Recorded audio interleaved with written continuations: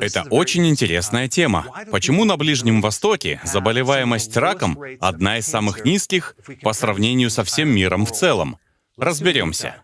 Ближний Восток иначе называется Западной Азией. В этой информации есть противоречие. У них очень низкие показатели рака, но очень высокий показатель потребления сахара. У меня много видео о том, что рак питается сахаром. Вопрос в том, как им удается так мало болеть раком, несмотря на обильное потребление сахара? На Ближнем Востоке едят больше сахара, чем в любой другой части планеты. И да, у них много тех, кто страдает диабетом, ожирением и другими болезнями. Но рак встречается редко. Если взять средние показатели по раку во всем мире, то раком заболевают 198 человек на каждые 100 тысяч населения. Если же взять отдельные страны Ближнего Востока, то в Саудовской Аравии раком заболевают 96 человек на 100 тысяч населения. Йемен — 97 человек на 100 тысяч. Оман — 104. Катар — 107. В Эмиратах — 107. А в Кувейте 116 человек из 100 тысяч заболевают раком. Как видите, у жителей этих стран заболеваемость раком гораздо меньше. Для сравнения, в Австралии 468 человек на 100 тысяч заболевают раком. Они мировые лидеры. У них первое место по раку. На втором месте Ирландия, где 374 человека на 100 тысяч. Далее Венгрия. 368 человек на каждые 100 тысяч. И затем Соединенные Штаты, где раком заболевают 352 человека на 100 тысяч населения. Что же такого уникального в Ближнем Востоке?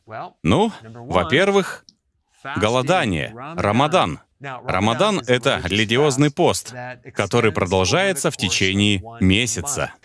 Этот месяц — единственный месяц за целый год. Что меня поражает, этот пост начинается на рассвете и длится до заката. Они обычно едят до его начала и после окончания. То есть Рамадан можно считать частым случаем интервального голодания. Он длится всего месяц, но дает огромное снижение частотности развития рака. Весьма поразительно. Почему же голодание помогает предотвращать рак? Оно лишает рак питания. В раковой клетке число инсулиновых рецепторов в 10-50 раз выше, чем в нормальной клетке. А что это значит? А то, что раковые клетки чрезвычайно голодны, жадны до глюкозы, потому что у них больше рецепторов для поедания глюкозы. Именно так рак находят на ПЭТ-сканировании. ПЭТ-сканирование определяет зону организма с очень высоким метаболизмом глюкозы. То есть рак любит сахар, а когда вы голодаете, вы не потребляете сахар. Номер 2. Аутофагия. Голодание стимулирует аутофагию. Это состояние, помогающее переработать старые поврежденные белки. Оно помогает переработать, например, старые поврежденные митохондрии. А если посмотреть, что такое рак, это как раз повреждение митохондрий. Когда митохондрия повреждается, она адаптирует свой метаболизм к другому типу выработки энергии. Она ферментирует глюкозу. А при голодании вы запускаете аутофагию и перерабатываете поврежденные митохондрии, что снижает риск развития рака. Третий момент с голоданием в том, что во время него вырабатываются новые иммунные клетки. У вас укрепляется иммунитет. Иммунная система становится сильнее. Вы производите больше клеток Т-киллеров, которые непосредственно убивают раковые клетки и вирусы. А еще вы стимулируете больше Т-хелперов, которые косвенно помогают побороть рак. Следующий фактор голодания — это одно из лучших средств от воспалений. Рак стремится распространиться, мигрировать в зоны воспалений. Голодание — одно из мощнейших противовоспалительных. Оно снижает риск распространения рака.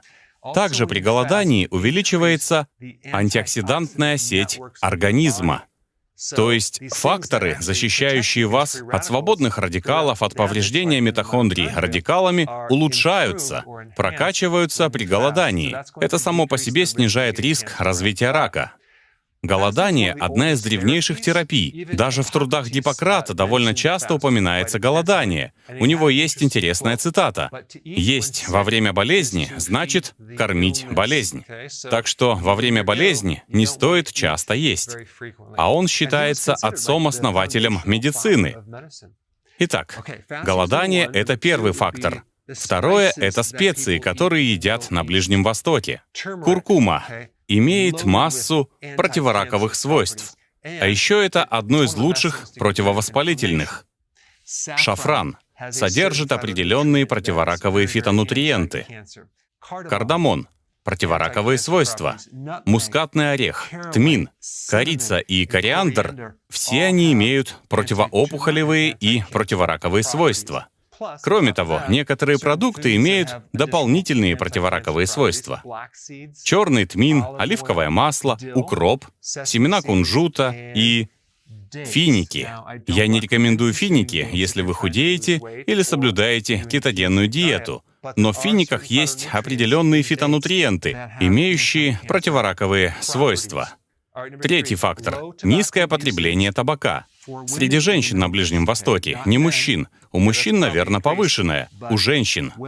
И если сложить мужчин и женщин, то среди женщин потребление табака такое низкое, что он сильно понижает средний показатель. Просто взгляните, 20% населения курит. Это каждый пятый человек. Если же взять женщин на Ближнем Востоке, в Ираке это 3%, не 20%. В Йемене 9% в сравнении с общемировыми 20%. Далее Кувейт, где всего 3%. Саудовская Аравия — 2%. Объединенные Арабские Эмираты — 0,5% всего женского населения курит. Это очень незначительная цифра по сравнению со средней по миру. И, наконец, Оман — 0,7% по сравнению с 20%. Ничтожное количество женщин в Омане курит. Если сравнить это с женщинами в Чили, там 40%. Это в 2 раза больше среднемирового. А в Сербии 41%. То есть курение точно связано с раком. Это вы уже знаете. Риск развития рака, если вы курите или жуете табак, в 22 раза выше, чем у людей, которые не курят и не жуют табак. 25% всех случаев рака вызваны курением или жеванием табака. Еще нужно понимать, что в табаке, в сигаретах содержится 5000 различных веществ, и 70 из них напрямую связаны с раком. Кстати, замечу, что вейпы тоже вызывают рак. Рак кишечника, рак легких из-за никотина и других веществ. И четвертое. Алкоголь запрещен в большинстве стран Ближнего Востока. Употребление алкоголя повышает риск 6 разных видов рака. Если вы пьете алкоголь, у вас повышен риск рака печени и орофарингеальной зоны. Это задняя часть носоглотки. В нее также входит задняя часть языка и неба.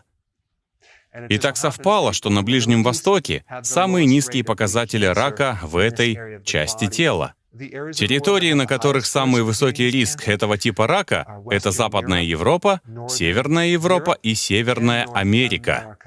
Тогда вопрос: если они едят все эти специи, постятся, не так много курят и пьют не так много алкоголя, то почему тогда эти цифры не стали еще ниже? Что ж, вероятно, потому, что они потребляют больше сахара, чем в любой другой части мира, а также больше глюкозно-фруктозного сиропа, а рак любит сахар. Также это может быть связано с ожирением. Более 30% населения им страдают, а риск рака при ожирении выше. А еще у них очень низкий уровень витамина D. У 80% населения там имеется его дефицит. Витамин D очень важен для защиты от рака и для снижения риска им заболеть. А когда потребляешь так много сахара, возникает дефицит витамина D. А витамин D незаменим для поддержки иммунитета. И последний фактор — это полиморфизм. Что такое полиморфизм? Это такое состояние, когда гены человека изменены так, что в них появляется дефект. Есть довольно большой процент людей, у кого это генетическое нарушение поражает рецепторы, принимающие витамин D.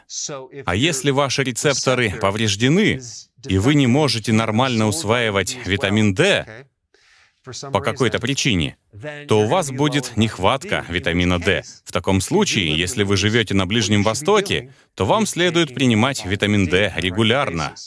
Теперь вы знаете, почему на Ближнем Востоке такие низкие показатели рака. Но вот следующий вопрос. Как можно сделать их еще ниже?